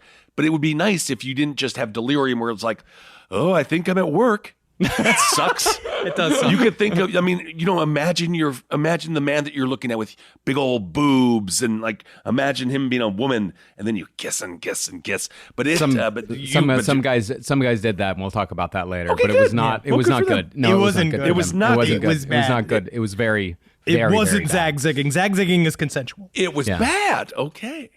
But Richard Redmayne's breakdown was understandable because his men were dying at a rapid pace. Half of the 140 men that Redmayne had started with were on rafts, but the rest were on floater nets. By the second day, most of the men on the nets were beginning to sink and die beneath the waves, which the waves were a problem in their own right. Oh my God, it's so The scary. waves were 10 to 12 foot swells, constantly rolling up and down, hour after hour. This caused intense nausea, which was only made worse by the consumption of fuel oil and seawater, not to mention the smell produced by hundreds of floating, rotting corpses. And as we said, vomiting meant death by dehydration. Wow. So they were like literally eating their own vomit. Yeah. In addition, every group was also forced to periodically hear maddening screams every time a shark decided to take another man. But the group that perhaps had it the hardest was the one led by Corporal Edgar Harrell. His men, numbering 80 to begin with, swam the entire time with no rafts or floater nets to keep them above water. That's so hard. And you must get so tired too. You must get so tired, and the idea of just letting go and just going into the water just becomes, that is the welcome alternative. Absolutely. Mm-hmm. By the second day, half of Edgar's men had already died, but their bodies refused to float away, forcing the survivors to exist within a sea of corpses. And you wonder why this generation went ahead and gave over nature to the oil companies? Yeah, maybe. Now, the sharks were certainly the most terrifying way that these men died over the course of the 4 days they spent in the ocean. But sharks were not the biggest worry that the survivors had. That's how you sell the story. The sharks' attacks are like why everybody even knows about the USS Indianapolis. Yeah, that gets you in the door. Yeah. The worst enemy here was dehydration. Yeah, dehydration as an enemy is like, if that was like the end Alzheimer's of is the enemy. Yeah, like that M. Night Shyamalan movie that's just called Old, which looks absolutely horrible. But if it turns out it's just like, it was dehydration the whole time, this movie sucks. Well, he had the other movie was just about spores. That's true. So it is possible. Yeah, and the whole thing with signs was water. Water. Wow, it is going to be It that. is going to be dehydration. It is. Yeah. Wow. Many of the men were so dehydrated that their tongues swelled, and in the delirium and madness that followed, some sailors irrationally began drinking seawater, even though they knew full well that drinking seawater is 100% fatal. See, when a person doesn't ingest fluids, the level of salt in their body increases, which makes them even thirstier. Then, when still no fluid comes, water begins rushing from the body's cells to fill the gap. Next, brain cells tear loose, which greatly impairs your judgment. And that is how sailors came to believe that drinking seawater was a good idea. And that's why having a wet-ass pussy means you're healthy. Oh, isn't that nice? Yeah. Like a wet nose on a dog. Mm-hmm. That is great. That's nice. Well, drinking the seawater, of course, only introduced more salt, making them more thirsty, which made them drink more salt water. It's a vicious, ironic cycle. Eventually, blood vessels would tear and fluid would build up in their brains, causing seizures and insanity. They finally vomited uncontrollably, foamed at the mouth, and died of kidney failure, amongst other possible deaths. One Indy survivor was so dehydrated that his eyes bulged from his sockets, making it impossible for him to close his eyelids, and his seawater splashed and the sun burned his eyeballs. He could do nothing but scream. Jesus. You're going to want some blue blockers. Oh, my God. Get him some sunglasses. Please, Lord. And I say he could do nothing but scream. That's if his tongue wasn't so swollen that it came out of his mouth. And the whole time you're like, Steve, you're being a bummer right now. Yeah, well, it's kind of a bummer situation, so I think I'm just calling it like it is. No, you have to say it like Steve. It's hard out there, man. It is hard. But there was one guy who talked about the way he saved himself from the glare of the ocean water, because he said it was blinding during the day, especially when the sun was high. You couldn't see anything because of the reflection of the sun from the water. He would take off his socks and he would just lay them over his face. Yeah, all day long. By the third day, a smaller group, led by a man named Haynes, succumbed to a group hallucination that was both optimistic and deadly. Okay. They convinced themselves that the Indy hadn't sunk at all and was in fact anchored intact just below the surface of the water. SpongeBob. Oh, What's more is that they also started believing there's an underwater hotel down there. And you can take your pick, ice cream, candy bars, and Coca-Cola. They even got a root beer stand down there. They got free root beer floats, and it's all served by pinup girls. Dude, actually, come on down here. Hey, you're my friend. I got plenty of food stuff down here. And come down and visit my district and visit my police department. I mean, that's kind of a fun group thought, as far as the collective unconscious goes. Kind of a good time there. Well, the problem with this hallucination is that men began swimming underwater to actually look for these things. And the men in the group who had kept their heads, they spent hours chasing down divers lest they drown in their fantastical search. And if you know anything about the show alone, you know that that's burnt calories. Mm-hmm. And the more calories you burn when you go down there, you're expending all of this extra energy to get the dudes back in the pocket as they've left to go crazy. You're just making yourself more and more tired. Sure. Mm-hmm. And this was one of the lucky groups. The groups without water, some as small as 17 men, couldn't even talk to each other because their tongues had swollen so much from dehydration. It's this kind of night that we get to have these quiet moments. It is a little bit nice. And it's just nice, honestly, because we don't need to always fill silence with sound. Yes, thank you. Even though I'm still doing it, but why don't we just be quiet?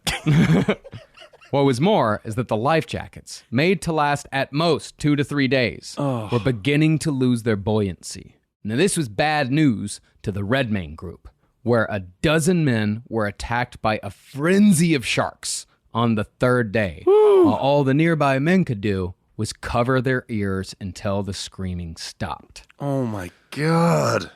Perhaps the oddest reaction that some of the men had in the face of death was the aggressive sexual advances. Again, in the Redmayne group, which seemed to be lapping against the jaws of hell. Survivor Harpo Salaya said that a sailor lunged at him, quote, demanding sexual congress in lewd terms. You literally take me out to dinner first. Yeah. Like, literally get me food and give me a fucking fish to eat. All I know is that of all of the shit you'd think you'd be safe from in the water, right? In this situation. Don't forget, we are dealing with the Navy here. Share Force. No, we are pro. We have time. We probably have more listeners in the Navy than any other thing. But the idea that you're out there and then you're just floating, because again, you're all nude, and just the idea of getting horny in the scenario, like, I don't know how you get horny. Why don't you just jerk off or something? Oh, there's no way you could pull a tube in out there. Yeah, I mean, demanding sexual congress in lewd terms, it's just a guy lunging at him saying, fuck me, fuck me, fuck me. Or I fuck you, I fuck you. Terrifying. Oh, terrifying. My God. Okay. Hey, buddy, hey, you want to play Up Periscope? That's how you softly ask. Sure. Yeah. And at the same time that this guy was aggressively propositioning Harpo, several sailors in the same group started attacking each other with fists and knives, spilling blood and attracting even more sharks. Why did they have knives? Why would they use knives on these rescue boats? Oh, it's because you need them. It seems very dangerous. Use utility knives. I mean, these are floating men. Like that. Some of the men were floating. Some of the men were on nets. Some of the men were in inflatable boats. There was a lot of different shit going on. And also, nobody's thinking straight. No. Right. Yeah. Well, luckily for Harpo, he managed to escape the group. But the book we use for this series does allude to several survivors demanding sexual favors from other men throughout their 4 days on the water. I can only describe it as like day 3 of Bonnaroo. I guess at that point, you wonder if you're going to die out there and you kind of just want one more sexual experience. How could you even get hard? I think it's just a closeness, and I think that would probably be what you're craving, like a closeness to another human being. They really want cuddles, I would imagine. The feel of intimacy. Cuddle? Yeah, the feel of intimacy. But you don't got to do it at knife point. Yeah. You know what I mean? That's where it's bad. Well, that's where it's bad. We should be a band of brothers all sucking each other. Yes, that would be very nice. Sure. Yeah. Honestly, it would be nice, but also this is the point where they couldn't even untie their fucking once the life preservers started getting too sogged up. Yeah. Their skin was starting to fall apart. They were starting to melt within the water and shit. So they would try to untie the knots of their life preservers, and their skin would just kind of slough off, so they couldn't even handle the cord. Oh my God! Now you're getting me horny. Yeah. No, everyone loves sloughing. Slough. Now, when it came to the size of the sharks attacking the men, the smaller ones were the most aggressive. Those were 3 to 4 feet long, and they snatched any man who floated away from the group, killing him bite by bite. This is like being single at the club. Oh, my. The larger ones, however, were terrifying in their own way. Measuring up to 20 feet long, those would swim right up to a group, inspect a victim, then instantly devour him before the man even had a chance to scream. Not it. Oh, don't like this guy. Don't like this guy. He don't smell good. I taste horrible, shark. Well, because we're also not the natural food of sharks. Normally they would Yeah, they don't like would not us. eat it. Yeah, we don't taste good to any sort of apex predator. That's why usually when you die of a shark attack, they take a one bite and they're like, nah, fuck that. Yeah, blah. But the damage is done. Man, honestly, you're just free ass food. Yeah. So by the afternoon of August 1st, the men had been in the water for 64 hours. Wow. And they were now 60 miles from the sinking site. Oh my And the furthest distance between the groups on each end of the oil slick was 30 miles. By this point, the Redmayne group had shrunk from 200 survivors to 40.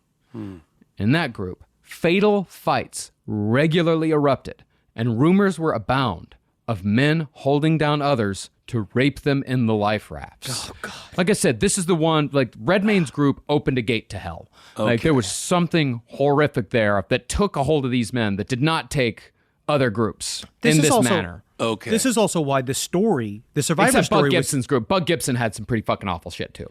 But that's why this story was kind of hidden for years. There was a lot of secret shame that went on with the survivors of what happened during this sinking, because they were shattered by what they saw of human nature in the water. Like, it really fucked with everybody. Nobody wanted to talk about this shit. Yeah. Well, those still in the water were beginning to sink from a lack of buoyancy, and some had exposed bone where small fish had constantly nipped at their fingers and toes over the previous 3 days. As far as those fish went, and the sharks too for that matter, they actually preferred to feast on corpses. Buck Gibson said he would see small, colorful fish swarm a corpse before a shark swooped in to tear the dead body in half. It's Nemo! Oh, I love that part of Finding Nemo. Afterward, the smaller fish would coalesce around the leftover pieces to nibble the flesh from the dismembered bodies.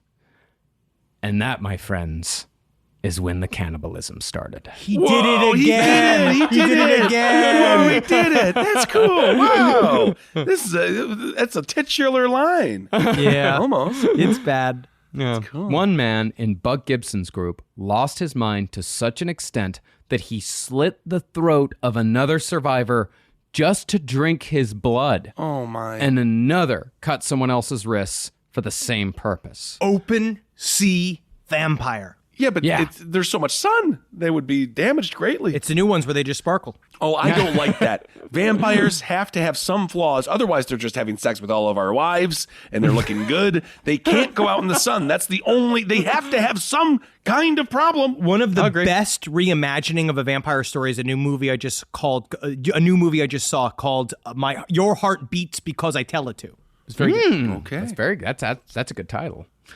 Well, after only 3 days at sea, Gibson said that between heaving swells that brought the horror in and out of his sight, he saw a man in another raft eat one of his fellow servicemen. Oh, my gosh. 3 days! 3 days. He waited. It's just, it doesn't seem You like can it go was like that a long. month without eating. It's very scary. Like, I feel like there is a... This guy was going to eat somebody anyway. At some point, this guy was going to eat a person. Some people are just looking for a reason to pop off. I agree. Yeah. But there's also, this is so scary. You're free floating. And I also believe that the delusional part of this really fuels it, right? It's the dehydration. Yeah. It's the constant movement. There's no rest. So you're exhausted. There's barely any sleep. Everybody's falling apart at the seams, but you'd like to think we wouldn't immediately eat each other, but just that scene of like floating and then each time the other wave crests, you see the guy fucking stab a guy in another life raft, and then people probably staying back. Probably people try not to get involved. Well, the nipples can be kind of a pepperoni, I suppose, if you flip it in your head. Yeah. A nipple. I might have a nipple. Yeah, I guess, Someone man. threw me a yeah, nickel. yeah, Kissel, I fucking guess. Yeah. Well, after the cannibalism began, the men began making pacts with each other. They all agreed, at least the ones in the Gibson group, they all agreed that any man who became dangerous to the others due to hallucinations or madness would immediately be killed. Ooh, they're going to vote him off the island. Permanently. Yeah. He would be put in a headlock and a knife would be inserted under his armpit into the heart, which was deemed the most humane way of execution that they could manage at least. Wow. Multiple men were killed in this way. But instead of saving more survivors, the executioners themselves became warped and deranged, accelerating the madness within their group. Because they just had to kill their buddy. Like, they had to kill the guy that they knew, the guy that they have been serving with for a certain period of time. I know that this was a new crew on the USS Indianapolis, but still, like, these are guys you've gotten to know, like, in the beginning of the Nick Cage movie. But those guys I kind of wanted to see die. I would because it was badly scripted. I mean, when I was taking Greyhound buses, I mean, I don't know them. I still want to stab them in the heart. Mm-hmm. It's really traumatizing to me. I honestly think that makes you different than 65% of the people on the Greyhound buses. Yeah. Now, really, the USS Indianapolis is not a story that any of us should have heard. The odds were greatly in favor of these men sinking to the bottom of the sea, where their deaths would have been nothing more than a large number without a tail. But the survivors of the Indy were extraordinarily, impossibly lucky. They are. Just when McVeigh's group were using their flares to light cigarettes scrounged from a case of Lucky Strikes that had floated by, another group spotted a black speck moving along the horizon. Now, the survivors had seen planes flying overhead relatively often during their time in the water, but all of the planes were too high to see the men floating below. But this pilot, a man named Lieutenant Gwynn, spotted the oil slick from his Navy bomber and decided to investigate. See, Gwynn hadn't heard of any ships being destroyed in the area, but a large oil slick implied that a ship had in fact been destroyed. Well, technically, that mission, when he saw the oil slick, he had thought maybe this was a ship that we had already popped. Right, so he was gonna go finish the job. They armed the missiles to the plane when they came back around. So they saw it circle, and then they saw it come back, and all of the survivors like, they're coming for us, they're coming for us. But the first thing that the impulse of the pilot was like, we're gonna finish off these fuckers that are down there, and we're just gonna bomb them, whatever's left in the water. Right. Until what he saw, I guess the pilot said it looked like a bunch of coconuts. In the water. Little and then black he dots. saw them. Yeah, and then he saw them. I was like, oh, those coconuts have arms. Oh, arms? Or coconuts with arms? And then he called in and he said, there's ducks in the pond. There's ducks in the pond. Oh, my. That was a code. The code was transmitted to all the ships in the area that assistance was needed, and the survivors of the USS Indianapolis were finally saved. 1,100 men went into the water. 316 men come out. Yeah, you did it. Wow, that's awesome. Ducks in the pond, not to be mistaken for dogs in a bath. That is just fantastic. Well, they also, and a lot of guys talked about how that was the scariest part of all this. That's was what getting Quentin rescued? said. Yes. That was I was most terrified. The waiting to get on the boat. Yeah, he did it. That is the question. So the guy is like, yeah, we got a bunch of turtles in the lake over here, whatever he called it. And then how long was this rescue mission? A few days. So they had to hang out, but Some of them did. They were rescued. They took the worst injured first. Okay. But they had to do it in a scary fucking way. Yeah. Now, the odds of rescue for the men of the Indy was truly 1 in a billion. For this to happen, the sea had to be abnormally smooth, the sunlight had to hit the oil in just the right way, and Lieutenant Gwynn's plane had to be at just the right altitude. And for me, this begs the question as to how many times this happened where there were no survivors. Well, And that's let's not just ask- American well, ships. Yeah, let's not even think about that. Yeah. It's been Is it like happening this right now? Oh yeah, it might be happening right now. Could be. Yeah, could be. That's not just American ships. That's ships of any nationality. And that's also not just World War II. That's the history of naval travel. Right. How many times did this happen? It's really scary to think just how difficult it is to find somebody floating on the ocean. That it's really hard. Man. Absolutely. And still, even when Lieutenant Gwynn called in the shipwreck, nobody knew that the Indy was even missing. By the end of the first day, 52 men were rescued, emaciated, shark-bitten, and covered in oozing sores. They had to put him on a water plane came, right? They circled around. They circled back around, and the water plane came, and it was not supposed to hold 52 people in the first go.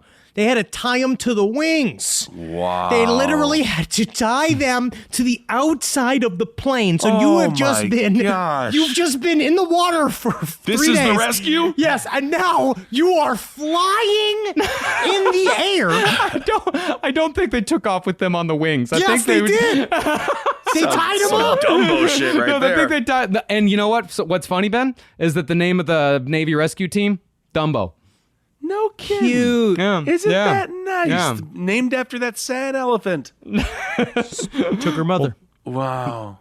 Well, the oil on their bodies was so thick that it had to be heated before it could be removed. And those were the men who still had skin. Yeah. The guys who still had skin, they were always bragging. Yeah. About they had skin, you don't have skin. Floating in salt water for 4 days is akin to taking an acid bath. And some men's skin simply slid off their bodies when they were pulled out of the water. Now, what do you do then? What do you do there? You get a Band-Aid, man. You get a graft, I think, or you might just die. I think they just put you in sea shea butter. Yeah, a lot of guys after they were rescued, like they survived their time in the water, and they just died on the ship. Yeah, right. It was just the worst, the worst. I guess. And what made matters worse was a particular asshole by the name of Wren who grilled some of the survivors like enemy agents when they were brought onto his ship.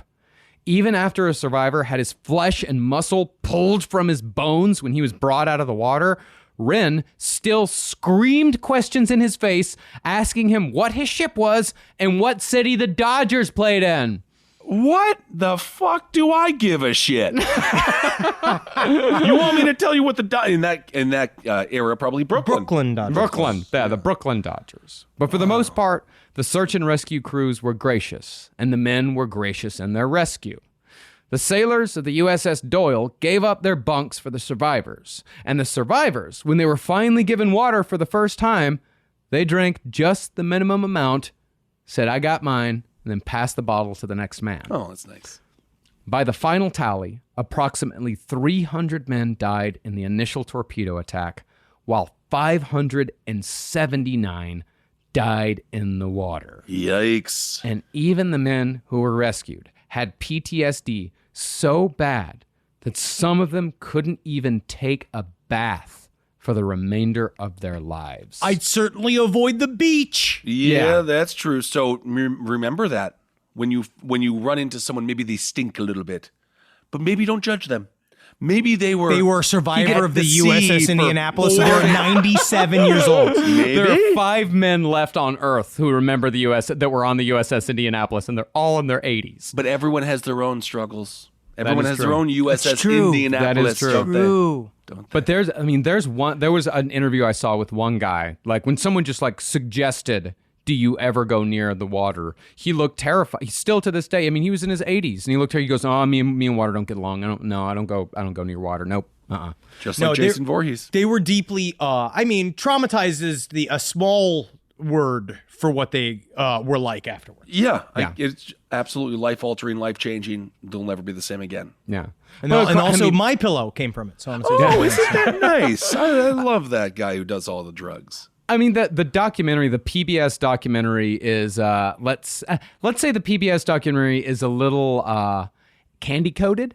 Well, it focuses a lot on, like, we have a new submarine. We're going to find the USS Indianapolis. Yeah, We're going to and go they find it, found which it. is, like, probably the last thing that they want to see. I never want to see that damn boat again. No, they did. They brought in guys that were on the USS Indianapolis. The co-founder of Microsoft, did a James Cameron, went and found it himself. Yeah. And they brought in these old men to look at it. And some of them were like, whoa, that's amazing. I remember that. I remember being on that deck. God, I remember being there. Showing Nicole Brown Simpson's sister a bunch of knives. Look at it. Remember these knives that killed your sister? It's like, yeah, why do I don't want to, I know. I was there. I know what it looks like. I was in it. There were degrees, I think, with some of these men. I think if you were on Captain McVeigh's ship, if you were in his little flotilla, then it wasn't as bad because you had rations the whole time. You were on a raft. You were with a stable leader. He was kind of keeping shit together. I feel like the captain's aura also held people together. But then if you're on one of the other groups. Yeah, if you're in the Red Cannibal group, Cruise Line. Yeah, if you're in the Redmayne group or Buck's group, you're coming away with it with much different stories than, a guy in Captain McVeigh's group. Okay. And of course, for a disaster of this magnitude, someone had to answer for it. So remember, the USS Indianapolis had just dropped off the enriched uranium used in the atomic bomb dropped on Hiroshima, meaning that all of this happened in the last weeks of World War II. On the same day that the Japanese surrendered, the sinking of the Indianapolis was also announced to the public. It kind of soured the victory because the men and the boys on the Indy, they died for no reason at all. But since somebody had to pay, the blame was placed completely and totally on the shoulders of Captain Charles B. McVeigh III. In November of 1945, just months after he survived the sinking of his ship, Captain McVeigh was court-martialed for failing to order his men to abandon ship in time, which was not a fair charge, and for failing to zigzag. Also not a fair charge. This man was scapegoated harder than... I would say he's one of the top scapegoats of the 20th century as far as people that were unfairly blamed for something. They laid the whole thing on him because they just wanted to say that it's kind of it was a mixture of policy and bad luck. That seems like the missiles that came from the I mean, that's just war, man. They're out there to kill people. But that's what to blame. That's who you blame. Yeah, war. What is it good for? What's so civil about war anyway? Well, dude, I mean, speaking of the person who fucking launched the torpedo, during McVeigh's court-martial hearing, they brought Commander Hashimoto to testify. The man who sunk the USS Indianapolis, he showed up in court. Sorry, everybody. It's just, it's just here, man. I was under the influence of a flag. Of course. So what happened to McVeigh? Well, Hashimoto said that even if McVeigh was zigzagging, it wouldn't have made a difference because Hashimoto had fired enough torpedoes to guarantee a hit. He's like, it wouldn't have mattered. And even so, McVeigh was court-martialed and placed on a dead-end career track as a rear admiral. And rear McVeigh admirals actually do a lot of the zigzagging. Okay. Yeah. Well, McVeigh was by all accounts a fantastic captain. I mean, and he was third generation too. Or no, he was second generation. Like his father had been a naval captain. His son was in the Navy. Every man to the one on the USS Indianapolis had nothing but the best things to say about McVeigh. He was supposed to be an admiral.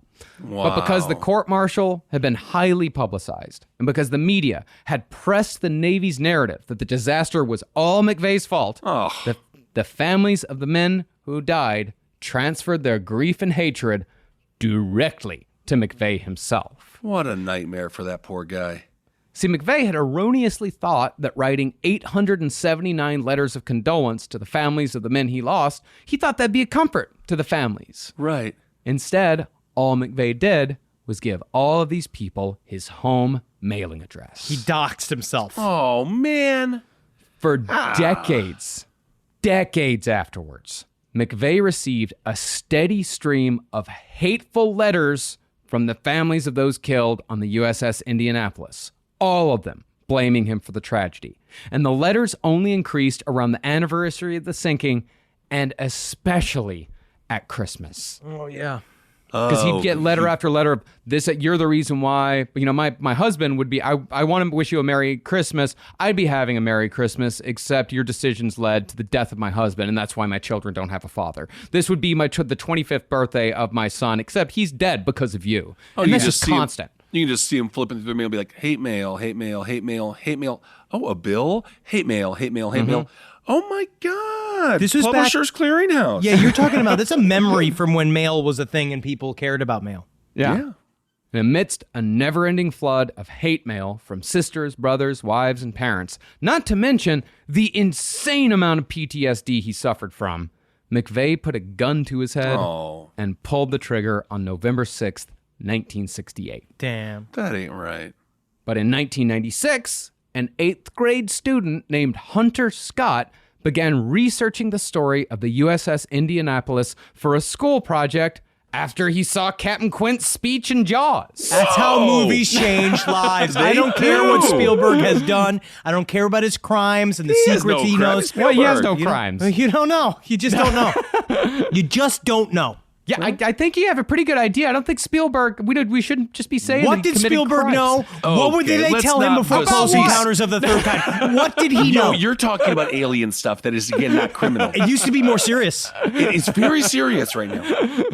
And after this 8th grade student discovered the terrible disservice done to Charles McVeigh, he began a campaign to clear the captain's name. Hunter was soon joined by the commanding officer of the second USS Indianapolis, which is a fast attack nuclear submarine. Cool. That's not going to do bad things. Not at all. And working together, they took the fight all the way to Congress. And after a lengthy legal battle with the Navy, a resolution was passed in October of the year 2000, exonerating Captain Charles B. McVeigh 55 years after the tragic sinking of the USS Indianapolis. But while the sinking of the USS Indianapolis was really no one's fault, at least when it came to the Navy brass, a particularly American desire for revenge and punishment ensured that the USS Indianapolis still ruined the life and the career of one more man who had already suffered more than we can ever imagine. Wow. Well, I mean, I guess it's nice for the family, for the lineage, for them to have this. It's always nice to be exonerated after you're dead, because then you can really benefit from it. Yeah, exactly. That's the thing. You can really, it really helps everything when you're dead. Reminds me a little bit of what's going on right now with the NCAA. Reggie Bush, he's getting his Heisman Trophy back. Oh, because now you can actually make a little bit of money and you can sign autographs and that's stuff. Very nice, actually. They used to prosecute. Or I mean, he didn't kill 800 men. Like, no, this he had sex with Kim Kardashian. Oh wow, that is well. And, I think he did. Yeah, I'm pretty sure. Yeah. Anyway, wow, what an incredible story. The USS Indianapolis. It is different than the Nicolas Cage movie. Yeah. Oh, it is very different. It is very, very different. That movie did not show me those things. No, it's. I mean, that's the crazy thing with the whole thing is that there really was this public desire for punishment. Like someone had to be punished for this, and it was just McVeigh who happened to be the one who bore the brunt of everyone's anger and grief. It's just what we it do was at the end of the war. It's what we do. It's like, after 9/11, someone was going to get it. Yeah. We didn't know who just yet. We just had to spin the wheel, and then they did. And it was hundreds of thousands of Iraqis. Yeah, there's always somebody's got to get it. When America gets pissed, somebody's going to get it. Yeah, and it's usually not the actual perpetrators. No, usually not. Looking at you, Saudi Arabia. All right. We're actually announcing our new tour dates over in Saudi Arabia. I just want to say thank you guys so much to our listeners over there. We actually do have some tour dates we want to pump. Next week, where y'all come out? Des Moines. We still got some tickets available in Des Moines. We've got tickets available in Omaha. We got tickets available in Detroit. I will say we're very, very lucky in the fact that our shows are selling out. And it means a lot. We can't wait to come and see you. LastPodcastOnTheLeft.com. Get those goddamn tickets. Yeah, get the tickets. We can't wait to see you. Tickets going to LastPodcastMerch.com. And we can't wait to go. Did we go to Omaha together, or because when I traveled across country, I stopped in Omaha. We've been to Omaha. That little town. We went to Omaha. Were there. That was actually the last date of the first big tour we did that year. That we did something like 60. So we did something like 60 shows in a year. The last date was Omaha. I love Omaha. I'm excited to go. And of course, Des Moines. We always have a blast. I love Des Moines. That strip down there is really fun. I'm not having thongs again before we perform. I'm not doing that. No, but I will have it afterwards. Sure. Wonderful food. Wonderful food. All right. Well, thank you all so much for supporting all the shows here on the Last Podcast Network. All that shit. Last Podcast merch. We got the coffee. Go to the Last Podcast merch. We got some Spring Hill Jack coffee. We got the weed line. Absolutely. Santa Ana, we're going to be in there. Tomorrow. Yes. We're going to be there from noon to 4. We're going to come down there and see you guys. Can't wait. At Whedon. Excited to show you some of our vapes. Yeah, Going to show them there. Hope you guys enjoy the vapes. And is there anything else? And a little bit of a notice, you're going to see a tiny change. This week, we're going to have some interviews come out because our staff is taking a week off. We're going to take a bit of a week off for everybody. So we're going to be coming back around, but we're here. We're going to have shows pumping out. Well, nothing else will change. A mini summer break, but of course we still provide content, and I think you guys will enjoy all of the because things we put the lash to ourselves. Yeah, we pull, what is it called? Flagellating? Flagellating. We flagellate ourselves. We flagellate ourselves. Yeah. Flagellating. All right, everyone. Well, thank you so much for supporting the network and the shows, and never forget, hail yourselves. Hail Satan. Hail Geen. Magustalations. Show me the way to go home. I'm tired and I want to go to bed. I had me a drink about an hour ago and I went straight to my head. Yeah. This show is made possible by listeners like you. Thanks to our ad sponsors, you can support our shows by supporting them. For more shows like the one you just listened to, go to lastpodcastnetwork.com.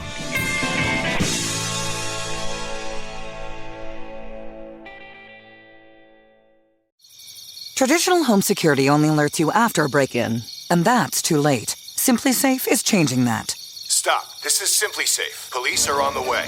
We don't just alert, we stop crime before it starts. Simply Safe, plan starting around $1 a day. Save 50% on your new system with professional monitoring at simplysafe.com/SXM or with promo code SXM.